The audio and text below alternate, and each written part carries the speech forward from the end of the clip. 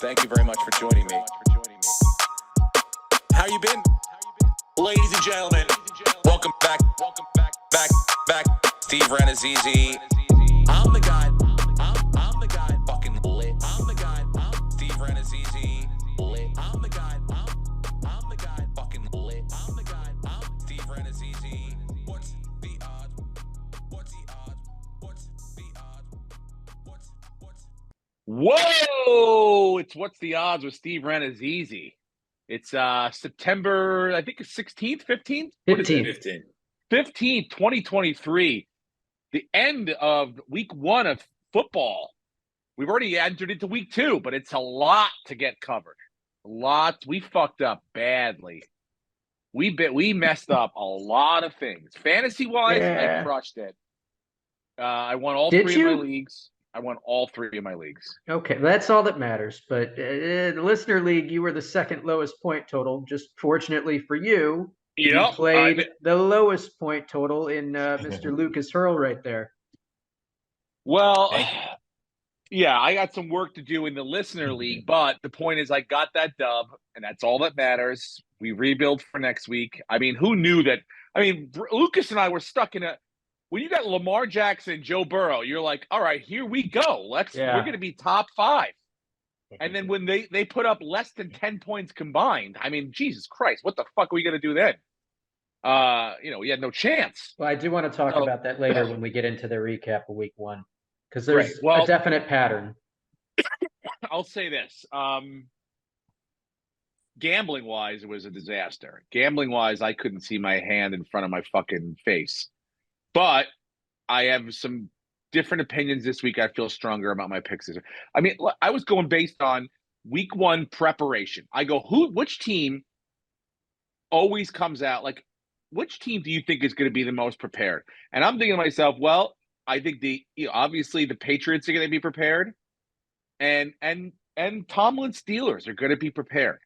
And at home, I thought that they would sneak out something of a win in. Against fucking the 49ers. But, man, they did not even show up. Kenny Pickett did not even show up. And he looked unbelievable in the preseason. Locked in beyond anything. Locked in. I think he missed one completion in the entire preseason. I don't think they said in camp he threw, like, a pick. It was crazy. But he didn't even look like – it was a disaster. Now, that being said, Sunday was a bit of a crazy day for me because I actually went to the Giant game. Oh, fuck.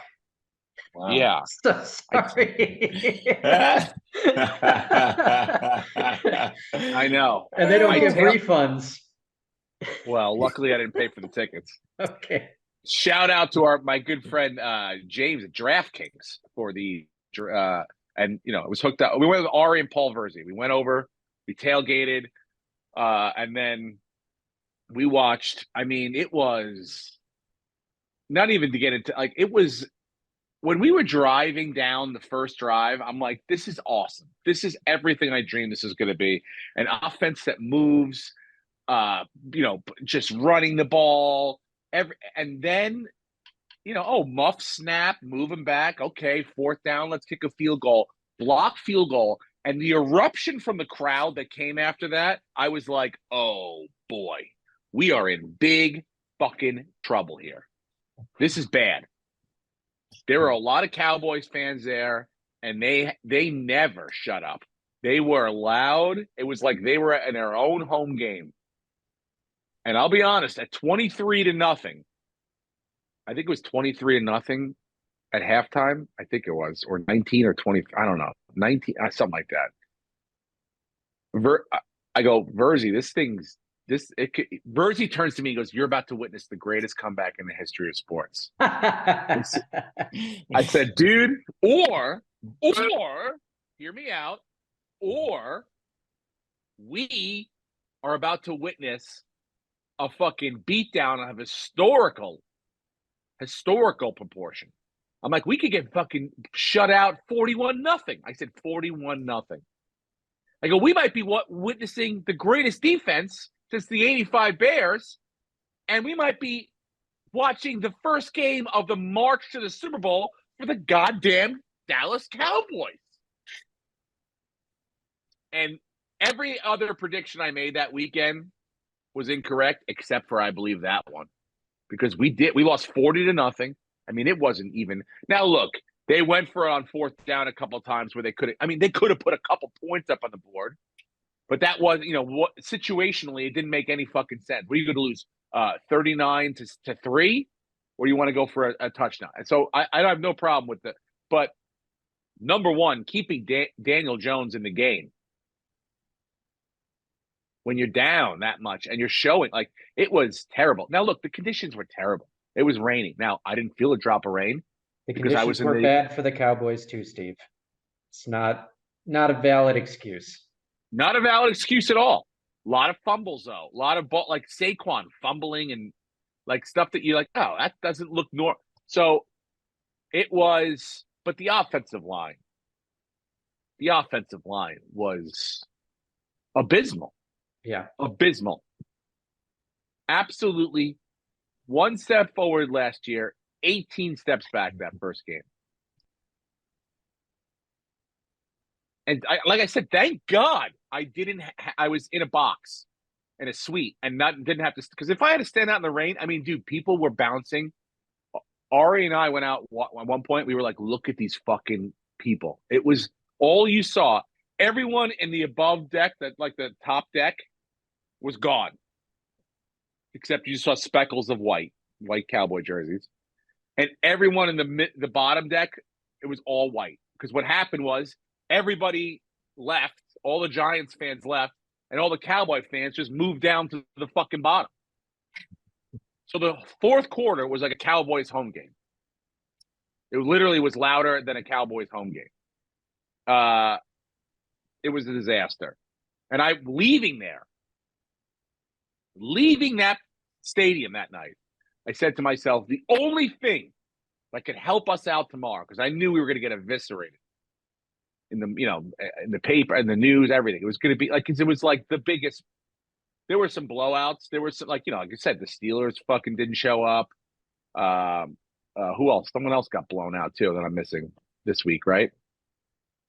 Besides the Giants and the Steelers. But like, the only thing that's going to help us, I said, is the fact that I think that the Jets are going to get blown out tomorrow. And that didn't happen. although the night was more newsworthy than even that. And so, that was my Sunday for the most part. Although tailgating, though, these people had, like, I was watching the games on people's 65-inch flat screens. There was a guy that showed up with a fucking ambulance, a converted ambulance. Out of the ambulance comes tables, chairs, grills, fucking tents, the whole thing. And then off the side of it, he like rips off this cover, and it's like an 85-inch flat screen that he has his own Wi-Fi router hooked up to. So he's got the Sunday ticket on. Guy had a sports bar, a roaming sports bar. So, it was like, I watched the games the way you would at a tailgate, in and out, doing fucking, beer. Were the funnels? Did a funnel? Did shots? Shots. Well, it's good you had that in your system to sit through that game, which was pretty unbearable. But I think it was one of those situations where you made a couple of mistakes and then you collectively watched the entire team just completely give up by the second quarter. I don't think you can really chalk it up as this is what the Giants will look like all year. What was that? They just gave up. They just gave up. And then, but they didn't give up. They did. They gave up the wrong way. They gave up, like, if you're going to give up, then take the fucking starters off the field. Give up that way. Yeah, none of those starters were mentally in it. They were just physically out there. So they'll bounce and you know back. What the worst Daniel part Jones is going to be fine. They'll bounce back and they'll be good. They're going to kick the shit out of Arizona this week. I took well, they better. If they don't, and I'm not even saying like but if they don't get a win, if they don't win this week, we're going to struggle to win 3 or 4 games this season. We may get Caleb Williams next year. Well, good thing you just signed Daniel Jones to a massive contract. Yeah, I know. Well, we'll have to trade that pick and get something else for it. But the point is, we're not going to be a very good football team. And the worst part is, I was taking the train home. I think you're fine. I think you're No, fine. No, if we don't win this week, if the product I saw last week is what I think that's not what it's going to be. Yeah, 100%. It's never going to be as bad as that, and it's obviously not going to be as good as we thought it was going to be. It's going to be somewhere in the middle. But I was taking the train home from the game with a couple Cowboys fans, and I said the worst part, because they were like, it was so bad that Cowboys fans were nice. They were like real. They weren't like all coked up and like fucking, that fucking big Dallas dick energy. Like, hey man, come on, you New Yorkers, thought you. They were like fucking super chill and nice, almost like they saw like a homeless person get beat up. So I was like, guys, you know what the worst part is? I don't even think you guys are that good yet. Your offense, is that good.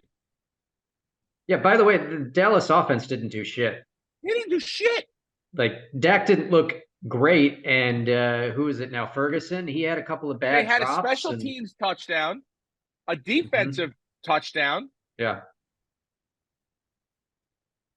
So that's for sure. And they got the ball at like the fucking 30 every time. Yeah. So that's a team that's going to be carried by their defense, and we're yet to see if Dak is the guy that's going to get them over the hump. I don't believe it yet. And also, that defense looked amazing, but oh my God, the Giants played so bad. I think we need to pump the brakes on the 85 Bears comparison, because it was game one. But like you said before, they played in the rain, but Micah Parsons looked like he was playing at a different speed than everybody else. He's one of the best players on the planet. He's for sure top 3 in football right now. Like him and Bosa look great. And then even though they're getting their asses handed to them against the 49ers, Watt was unreal. Like he was the only guy that showed up to play for the Steelers. So they're all on another level for sure. But it was week 1, and the Giants, you just got to throw it out. Don't even watch the game film. Just move on to week 2 and do what you're supposed to do and beat Arizona. You're fine. Oh my God. Oh my God. By the way, Jets-Giants tickets went from $400 for the cheapest ticket to like $180 now. Yeah, that makes sense. After Sunday and Monday night. Yeah. Back-to-back national disasters, really. Disasters. Yeah. Let's get into Monday night, because obviously Sunday sucked. Can we not? I mean, no, I have lots of thoughts about Monday too. Look, the Jets. Lucas, you called it, by the way. You called it. You were the only one nervous. Yes, I was. Very nervous. He's the one who picked the Bills to win. What are you talking about? He's nervous. Yeah, but I was so nervous. He's nervous. I told every all my week, Bills and he takes friends. the Bills. No, but you're playing in New York, 9/11, prime time, Aaron Rodgers. It's all bad. Like, I'm not, and that's why, like, losing like they did, I'm not so pessimistic, because the defense looked good. Like, that's just a shitty situation. And sometimes you get that, and you just have to take your L and hope, You know what it was? If Aaron Rodgers plays that game, the Bills win that game. And by the way, we need to talk about. That's the dumbest thing I've ever heard in my life. Let me say. I mean, you said a lot of dumb things on this show. Let me say my points. That's the dumbest thing you've ever said. And then you can call me dumb. But go back 2 episodes ago when I said that exactly what happened 4 plays into his. Yeah, I know. It was very creepy. Fucking happened. It was creepy. This is what I believe. Dude. This is what I believe. Because we've seen Aaron Rodgers when things don't go his way and he's getting hit, which he would have been all night, as we saw Zach Wilson taking a lot of pressure. He would have gotten frustrated. He would have started talking down to his teammates because they aren't teammates to him. He's the guy. They would have lost that game. Him getting hurt brought that entire team together. Now it's us against the world. Everyone thinks, we're done. This team's over. The Jets suck because Aaron Rodgers isn't there. Fuck that. Us against the world. Now that team legitimately has a shot to make some noise, make the playoffs, and possibly, with Zach Wilson, do something. This is the only take I have not heard on this. That the Jets are lucky that Aaron Rodgers has torn his Achilles. They're absolutely lucky. This is the best case scenario. They are a better team now. Without old man Rodgers, with a bunch of 22-year-olds trying to relate, talking down to them. No. No, that They team went is from an so 18 to fucking 1 talented to a without him. 36 to 1 favorite to win the Super Bowl now. What they couldn't win with They weren't Zach going to Wilson win. last They year. weren't going to win the Super Bowl with Aaron Rodgers. 1,000%. Are they going to win it with Zach Wilson? No, but they have a much better shot with him. And now they have this chip on the shoulder where it's us against the world because no one believes in us. And that brings a locker room together. They are an insanely talented team. Their defense is probably as good, if not better than the Cowboys. And you're going to see them do work against Dak this week. Can't wait for that. And what's the over-under on that game? I haven't looked at that yet, but we are looking at, I would say it's got to be in the low 30s. yeah, I think it's on the lower end. Hang on. Mid-30s? But I like the team a lot. But I don't like Aaron Rodgers. And what I said would happen happened. And I think the Jets have a shot now. It's like when Trey Lance got hurt last year for the 49ers. Trey Lance was not going to be a good quarterback for that team. And they were much better off. I think it's a similar situation. Is Zach Wilson a Brock Purdy? Fuck no. They need to sign somebody and put that guy in. Like, I bet they're wishing. Well, I was going to get to it later, but I do have I did hear about a very interesting 38 situation. 38.5. Okay. I did hear a very interesting situation. Well, by the way, before we get to that, it was terrible. Although you did predict it, it was, it was the worst. I couldn't even believe it had happened. And then because I couldn't believe that I didn't believe it was something bad. I thought it was because his reaction was like ho hum. It was almost like, obviously he sat back down, but he wasn't like grabbing at it or writhing around in pain or any of that stuff. Nothing. It was just like, and like when a pitcher sometimes throws a pitch and they feel it and they just go, they call the trainer out. Like I know I just did what I did. That's what he did. There was no, I played basketball one time with a guy who blew his Achilles out in the middle of the game. And dude, it was like this guy grabbed the back of his leg and all he kept screaming was, "Who hit me?" He was mad at everyone out there. He's like, "Who hit me? Who hit?" He thought somebody hit him in the back of the leg with a fucking bat or something. That's how much pain this guy was fucking in. Mm. Rodgers just sat there like a fucking Jedi, dude. I didn't know what it was. And then, so in your head, I'm ranking what the worst case scenario is. Obviously, best case scenario, high ankle sprain, 4 weeks. Second worst was ACL, MCL. And absolute worst for me in my mind, but not thinking it could possibly be this, was the Achilles. Because let me tell you, I heard already today when I landed, I was watching the news on the car ride to the fucking hotel. By the way, I'm in Tacoma. If anyone's in Tacoma this weekend, feel free to come down to Tacoma Comedy Club. I'm here all weekend. But he just did an interview with McAfee, and he's like, let the doubters doubt, let the and you need that. I know you're a doubter, Brenton. I knew which lane to put you in. Big doubter. But they just handed Green Bay a second round draft pick for the price of nothing. But it is, if I am not a doubter of Aaron Rodgers or any of these guys that are unbelievable athletes, but this is what took out Kobe. This is what these guys at that high level. There are guys that have come back from it, but not at 40, dude. Not at 40. Not. He's a great quarterback. He's honest.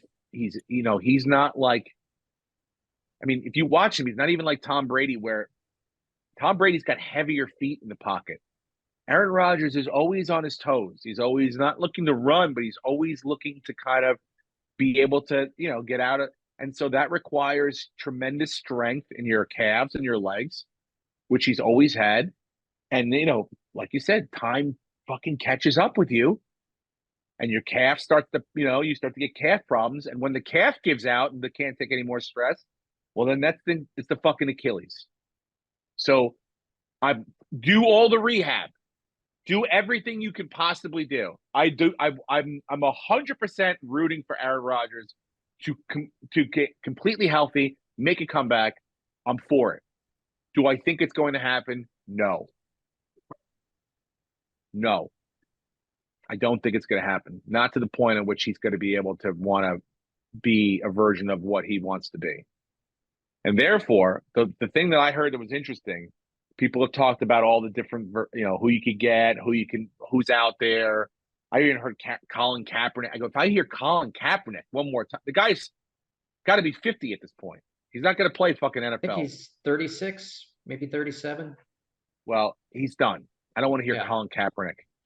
I don't want to hear Tyler Haneke or any of these other guys. The one that I heard, Carson Wentz, fine. But you want Carson Wentz or, who's in the last year of their contract and their team's already 0-2? Kirk Cousins. Yeah, but how are you going to get Kirk Cousins? What are you having to give up? Because you just signed this massive Rodgers deal. What do you give up, Steve? Because you have everything there except a quarterback. Yes. So you have to give up. I would say you have to give up a third-round pick. And if we make it to the Super Bowl, I heard Mike Tannenbaum say this. If we make it to the Super Bowl, it turns into a first-round pick. Okay. Third-round pick. And he's done after this year. You don't have to re-sign him. It's literally a rental, assuming that Aaron Rodgers is your quarterback next year. And also, then you can kind of look forward to go, you could and see and progress and go, hey, maybe he's not coming along as much as we want. Maybe we want to talk to Kirk Cousins about something later on. Maybe you don't, maybe, who knows? But it is an interesting. We'll have to wait, though, until the trade deadline, because if I'm the Minnesota Vikings, we're 0-2, but we play in a bad conference, in a bad division, and both those games we lost by one score, and we just lost to the Super Bowl contending team, the NFC Super Bowl team that everyone says is the best team in the conference by 6 points. But they're not. On the road. They're not. I'm not impressed with the Eagles so far. Are you? They're starting slow. And to what I wanted to talk about, you look at the guys that we deem like the elite quarterbacks, they've all played very poorly, like Mahomes, Allen, Burrow, Jackson, Hurts, even Trevor Lawrence. Like they all started very slow, but none of them really played in the preseason. And then on the flip side, you look at the rookie quarterbacks or first year starters that all look pretty solid, but they played the whole preseason. So I think because that's just how it is now. No one plays in the preseason. You're going to have these guys be rusty for the first few weeks, and then as the season progresses, you're going to see who they really are, and they're all. Brock Purdy wasn't rusty. He played a lot in the preseason. Yeah. So Brock Purdy was great. But the big concern for me is the amount of regression that Josh Allen has seen under Ken Dorsey. Yeah, buddy. Dable left 37 turnovers in 19 games. And then just some of the personnel decisions that Dorsey's making. Like we had a 3rd and 3 or something, and he had fucking Latavius Murray in there. Why is Latavius Murray in the game when you got Damian Harris and James Cook, and we're running the ball with Latavius Murray straight at the heart of the Jets defense? Yes, Josh needs to learn, or they need to tell him. Dorsey needs to get in his ear and go throw the fucking ball away when nothing's there, because he's not doing that. I don't know if he threw the ball away once that entire game. He tried to force it every time, but why is Latavius Murray in the game when you have all these other weapons, and what is that play call? So it's definitely on Allen, but at the same time, I think Ken Dorsey needs to figure his shit out, because he's not shown anything for all of last season and now to start this one, just bad decision making. And it's affecting I think it's got to be, it's 60-40, but it's mostly on Josh, dude. Those 2 picks that he threw, those were jump balls. Yeah. Like, when does he throw jump balls? But if you're his quarterback coach, who's now his offensive coordinator, why aren't you in his ear going, just throw the ball away? Give us a chance on the next play. Throw the ball away. Don't force it. Like, I don't know. That's not something he was doing. That's something he was doing his rookie year before Dable. That's something that completely stopped under Dable, and now it's back again. And James Cook looked all right. He looked okay. So did Damian Harris. But again, why is 31-year-old Latavius Murray in the game in the 2-minute drill when we have these other pieces and we have better plays that could be called than just handing him the ball and letting him run up the middle? I don't get it. Speaking of running up the middle, you guys really haven't 100% solved that running game issue on defense yet. No, that's going to be the weakness. It's Brees Hall had that one big one for like what 65 or 70 or something. But there was a I think the numbers probably don't look good for the Bills defense, but they didn't really look great defensively stopping the run. Matt Milano is great in coverage, but he can't be the guy that's great in coverage and stop the run. They really needed to. I mean, Tremaine Edmonds they let go, but they needed somebody to come in that can stop the run like he could. Now again, all this is you're getting Von Miller back is going to be a big help, obviously, for the pass rush stuff. But I mean, I'm not sure how much it helps the run. Obviously, it solidifies the line a little bit more. But that was the other concerning thing to me. If I, as a Bills person, you'd be like, oh shit, we haven't figured out this part yet. And this guy, Josh Allen's taken 5 steps backwards.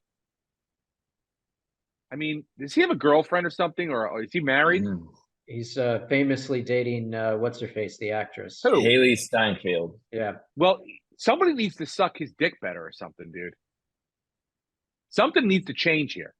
This guy is not living up to his potential. I don't even know who Haley Steinfeld is. Seinfeld?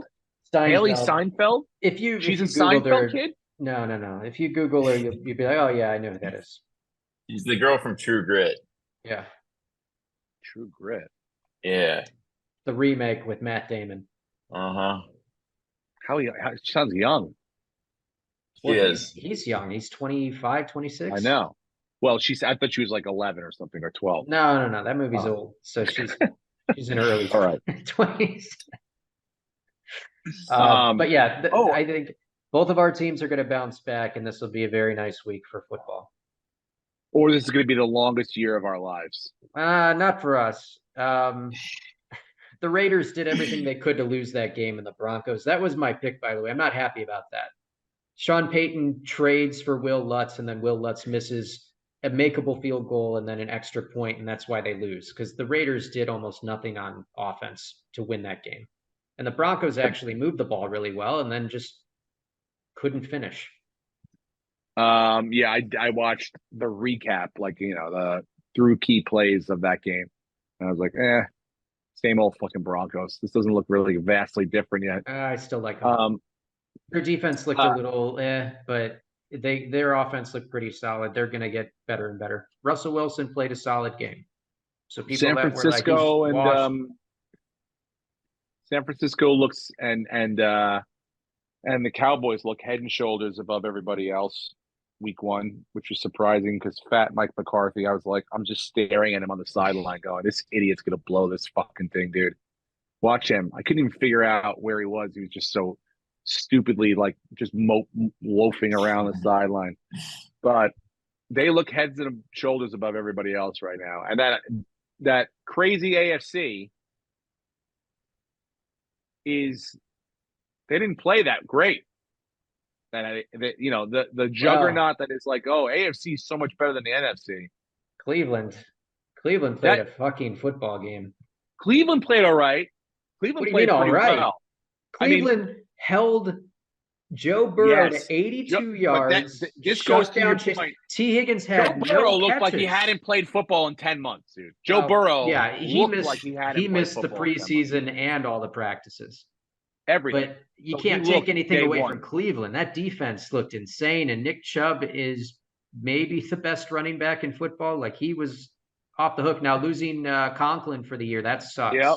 So they got to figure that out. But that's a very good football team that's kind of under the radar. Wasn't impressed with obviously although they won the Ravens, I wasn't that impressed with the offense. If you look at Lamar's numbers, they weren't great. No, he can't obviously throw. He only put up 3 fucking, but I mean he has to figure out he's now got to be more of a pocket passer. Yeah. He's got to figure out the speed of these routes and how far back he has to drop and when he has to let the ball go, because there were some guys that were open. He's not a guy that throws outside or deep, really. He dinks and dunks. So getting Mark Andrews back, he's going to play this week. That should help him, but he's either a guy who's going to throw the quick, accurate passes or he's going to take off and run. He's not a guy that can really stand in the pocket, but that's what the offense is shifting to. And I don't think he's going to be that great this year. Nobody is going to help more. No one is going to help more than Travis Kelce. Patrick Mahomes looked like a child who lost his parents. And Kelce's going to play. It's already been confirmed. Him and Jones are both going to play. It's crazy. I mean, he just looks like a person that he was like, who do I throw this ball to? Where's the guy? Mm-hmm. And anyone he threw it to dropped it or fucked it up. I mean, Kadarius Toney.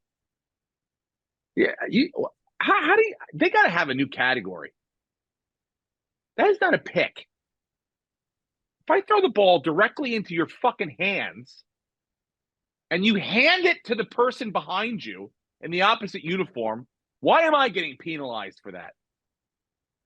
It's ridiculous, dude. That was like nuts.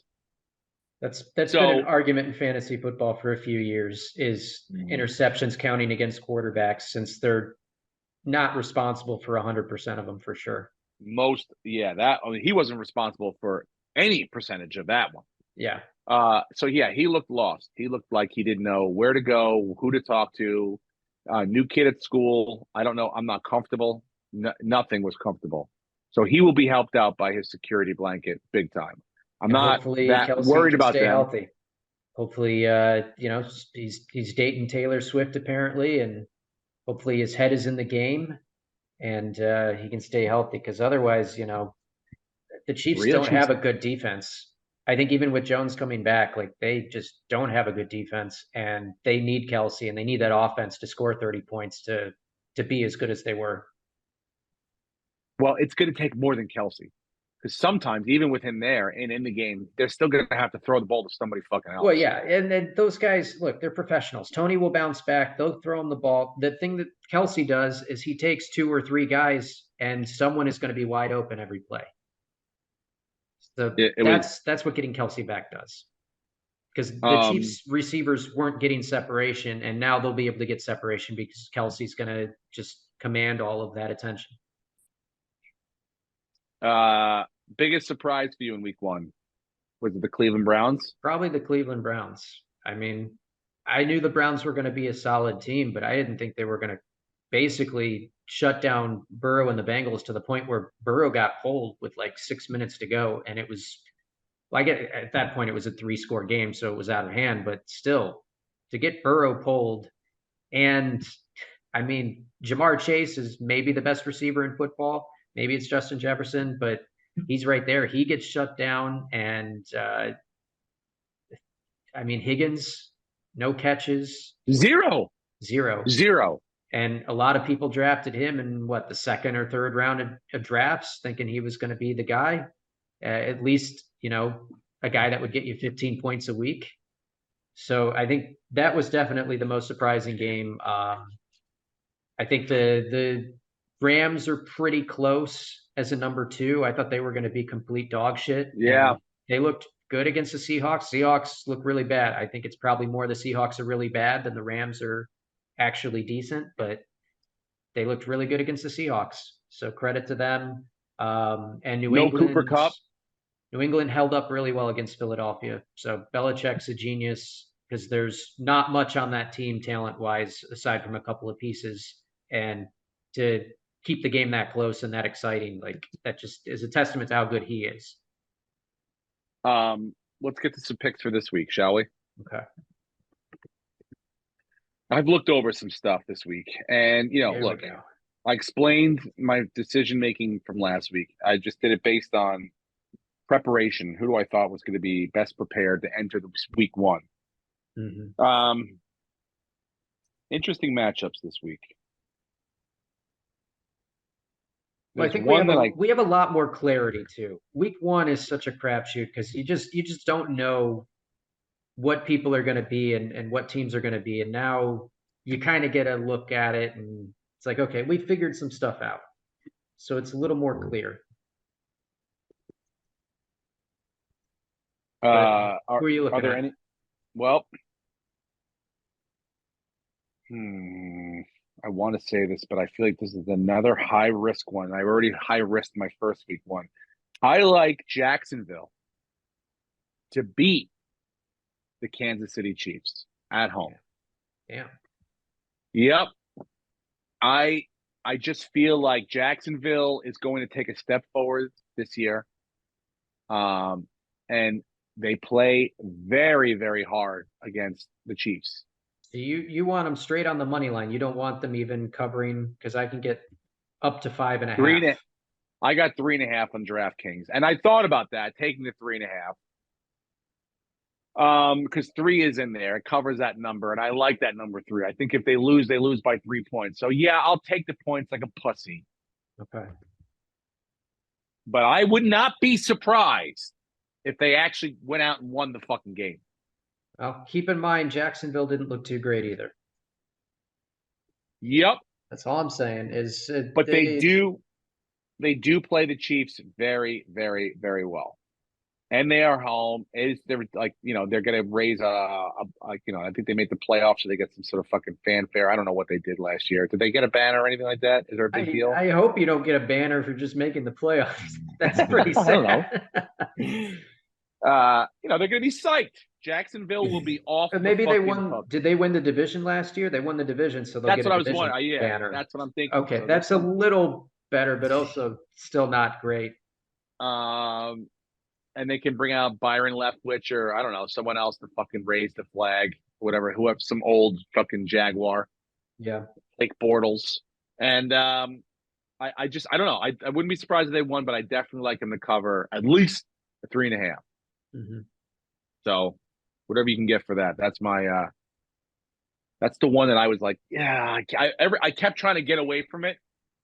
I kept trying to look for a better, more reasonable pick, but for some reason I couldn't get off of it. So that's the one that I'm not in love with, but I like. Mm-hmm. Who wants to go next? Okay.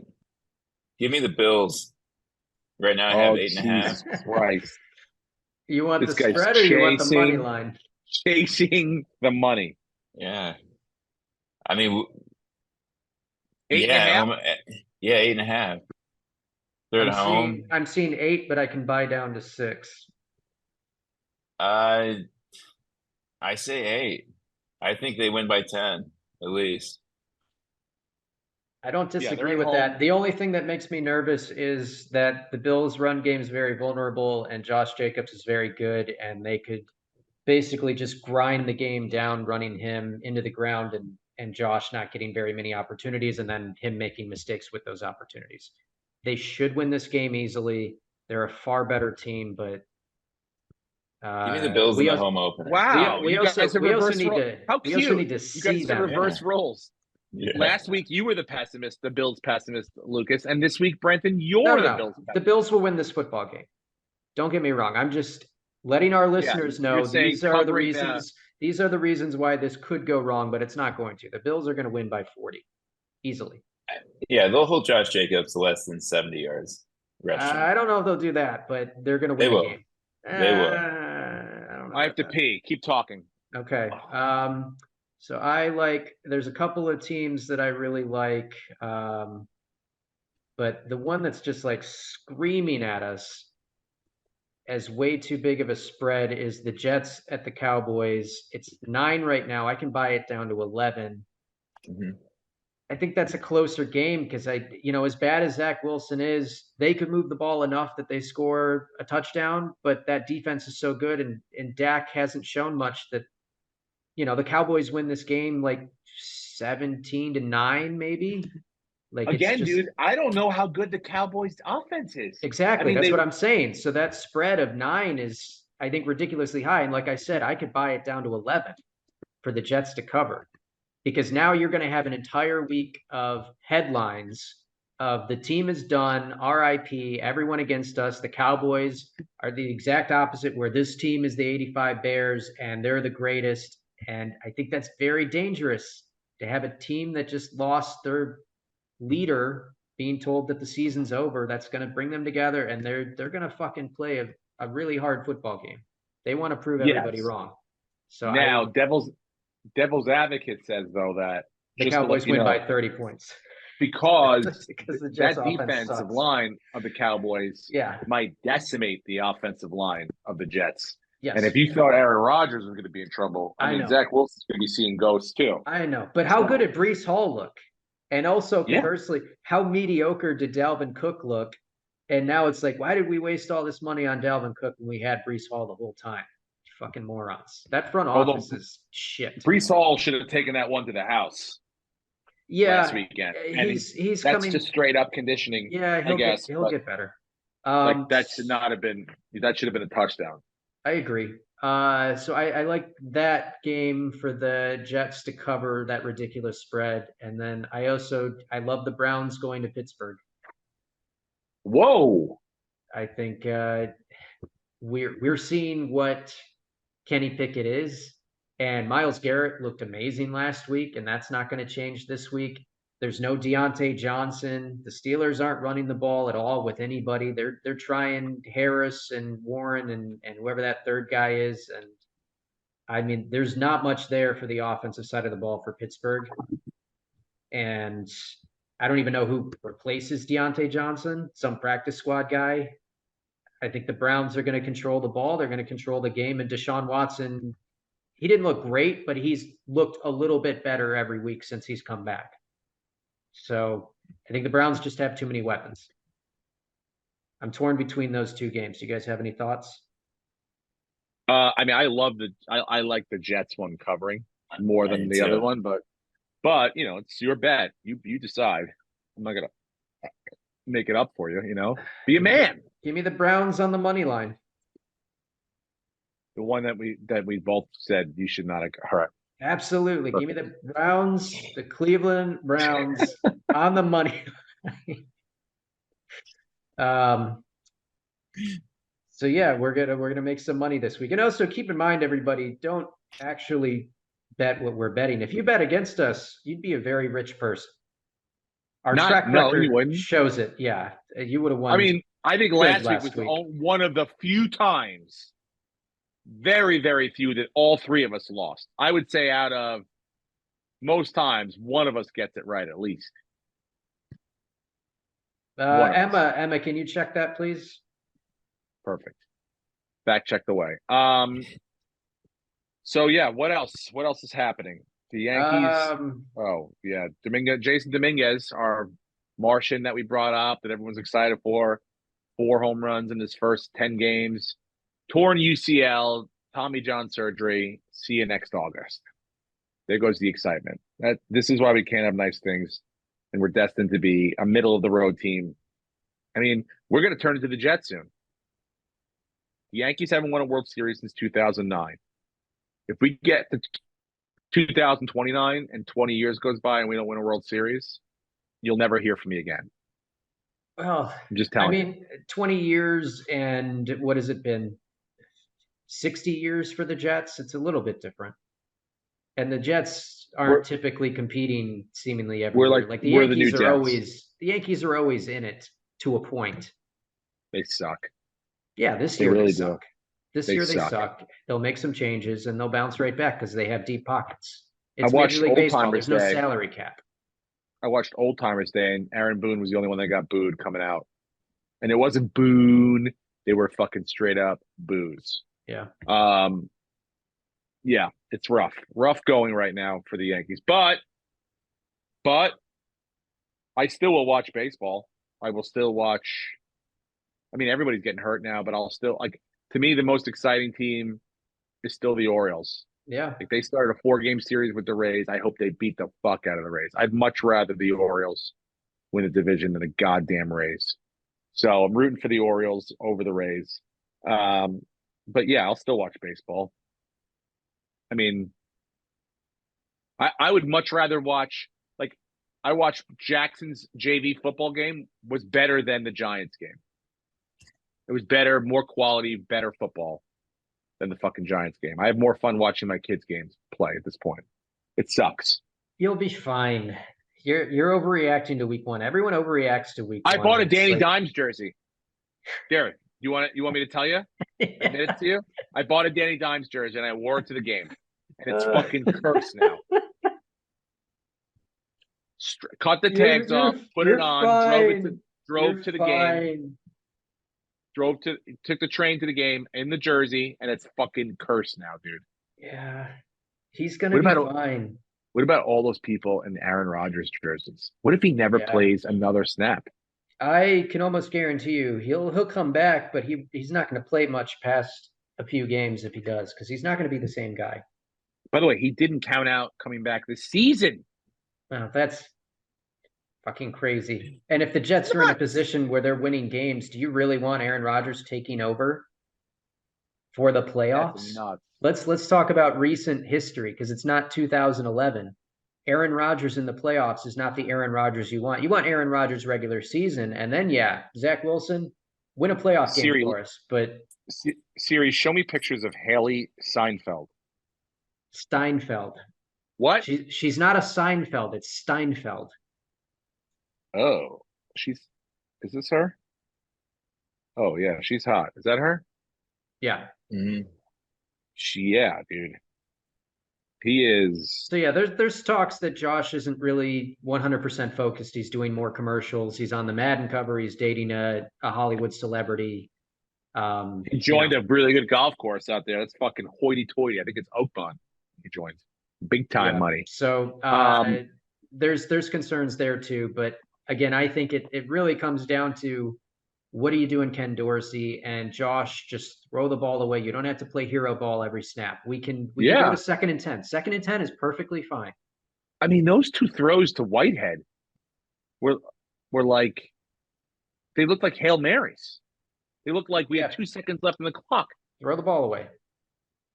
It was gross. Well, let's hope we do better this week. Anything else you guys want to talk about? There's a couple of fantasy football things that bugged me. Oh, did you win any money this weekend, Brenton? Yeah. I did make a little bit of money. Thank you for asking, Steve. Not anything crazy, but I will say if Zach Wilson had thrown the ball to Randall Cobb, who was doing this in the end zone because he was wide open, instead of Garrett Wilson, who made probably what will end up being one of the best catches of the year, then I would have placed, I believe, either first or in the top 3 for the Sunday Monday slate, and that would have been $50K. But instead it went to Garrett Wilson. So, but I have issues with Arthur Smith, who was asked questions about his usage with different players. Like, he didn't throw the ball to Drake London, and all these different things. And he said, I don't care about your fantasy football teams. This is a guy who, when they were, and to their credit, they scored the touchdown with Tyler Algier, but when they were on the goal line, they had Bijan, Kyle Pitts, and Drake London all off on the sideline. And it's like, this isn't a fantasy football thing. It's like, what are you doing as a coach where you have your best players who you spend a lot of draft capital on, not on the field? Like, that's you making poor decisions as a coach. It's not us caring about our football teams. And you're taking a shot at fantasy football players. Oh, okay. So you're not saying like he's doing it on purpose, right? You don't think he's doing it on purpose to fuck fantasy football? I think he's just an idiot that doesn't know how to run his football team. You have. Did you see Bijan Robinson's touchdown? I think every coach, even like coaching 101, they teach you like to put your best players in. Exactly. You know what I'm saying? Exactly. So when he was asked about that, he took it as like, well, I don't give a fuck about fantasy football players. But did you see Bijan Robinson's 11-yard touchdown catch? No. You should go watch that and tell me how many players in the NFL can do what he did, because it was incredible. And nothing against Tyler Algier. He's a very good backup running back. And if needed, he can run the ball and he can hold that one role. But Bijan Robinson it's not even close. It's not comparable how much better he is than Tyler Algier. And then you're taking Kyle Pitts off the field. You're not really targeting him. You're taking Drake London off. And it's like, what are we doing? So why do you keep drafting fucking Falcons then? That's not what I'm saying. I'm just saying he took a shot at fantasy football players, and I don't like it because he's the guy that isn't a good football coach. Got it. It's not a fantasy football thing. It's a utilizing your best players thing. You feel like you got made fun of, and now you don't like because it. By the way, guys, your salaries are so high because football is popular, and football is popular because of fantasy football. It's because of TV shows like yours and the fact that it's a fun game to play. Well, on the flip side of that, there. On the flip side, it was really disappointing to see people attacking Alexander Madison last night because of fantasy football. They were Viking fans, and probably random trolls were being super racist, and we had to remind ourselves that these are kids. Like, we're old men. What do you mean playing a game. racist? What happened? He posted some stuff in stories, and even Schefter tweeted out a statement from the Vikings saying that there's no place for racism and they're going to keep moving forward to end it. Like, people were just really shitty. They were calling him the N-word, telling him he can't hold on to the ball. He needs to go back to Boise. At the game or online? After the fact, online, commenting on his page, sending him messages, and it's just really shitty because, you know, at the end of the day, you're responsible for your lineup, and these are kids, and they're real people. Like, if they have a bad game, don't fucking take it out on them. Oh my God. I can't wait for you to eat your words. I'm going to fucking play that clip when you're like, and fuck this guy and fuck that guy. Yeah, but I'm not going to message message him. I'm not going to actually reach out to him. That's what I'm saying. If you want to be mad, but don't fucking message. Head. Yeah, don't message the guy. Okay. That's insane. Well, next time on a very special What's the Odds with Steve Renazizi, Brenton reveals his true feelings about fantasy football owners and players. Dude, we have to have a better week 2 gambling than we had week 1. No, we will. And as far as our listener league, who put up the most points this week? Whoever had Tyreek Hill, and I think he might have also had Brandon Ayuk. So basically, good for you, buddy. That's a freak week right there. I mean, Tyreek Hill's like, yeah. I should point out, they look pretty good, by the way. They were a good team. We didn't really get Pudding, aka Jordan Ponce. If I'm saying that right. He had McCaffrey. Wait, he really put up the most points? Yeah. Or am I looking at this wrong? Yeah, he put up the most points. He put up 149.7. He doesn't have he had McCaffrey, Purdy, Etienne, Olave, Flowers from Baltimore, Waller, Addison, 49ers defense. So yeah, he put it 49ers defense. He put it together all right. Well, Shit Slippers got the second most points and lost. Good. Or Shit Sippers. That's Cena, and I think I'm playing her this week. Good. Yeah, she got 133 points in week 1 and still lost. I'm right now projected to win. But she has Jacobs and she has Diggs, and they're both probably they're both going to go off. Well, my team, the Big Dables, we're going to get that dub again this week. We're going to go 2-0, and I'm going to be right back in the middle of the pack points-wise, getting ready to dominate. Okay? So be prepared. I don't even know I'm playing. You're projected to lose by 3 points. That's projections, schmections, and you're gonna have to cheer against Saquon Barkley. What? That probably won't be that hard to do. Considering God seems like he's cheering against Saquon Barkley right now. Yeah. All right. I got to unpack and take a dump. I still have that sitting inside me, that big old plane poop. Oh, it's brewing up. So look, that's the podcast for this week. Check out the tour dates, steverenazizi.com. I've got dates coming up. I'm in Las Vegas, Salt Lake City, Washington, D.C., on the road with Ari for 2 weeks. Then I'm going to Philadelphia, Chicago, Addison, Texas, all before the end of the year. So check out steverenazizi.com for tickets. You guys have anything else you want to plug? I'm going to be at the Hollywood Improv all weekend, and the account just crossed 400,000, so we're doing a giveaway. So go to the Hollywood Improv Instagram page and try to win some shit. What are you going to give away? We're going to give away tickets and gift cards. Oh, okay. Yeah, like real shit. Bud Friedman's stapler? His monocle. Yeah. All right. Lucas, you got anything? Be at the store tomorrow. The fucking Comedy Store lives on. And Joe Bartnick's new hour special is going to premiere on All Things Comedy's YouTube page on Monday. Oh, great. All right. We love Joe. Check out Joe Bartnick's new special.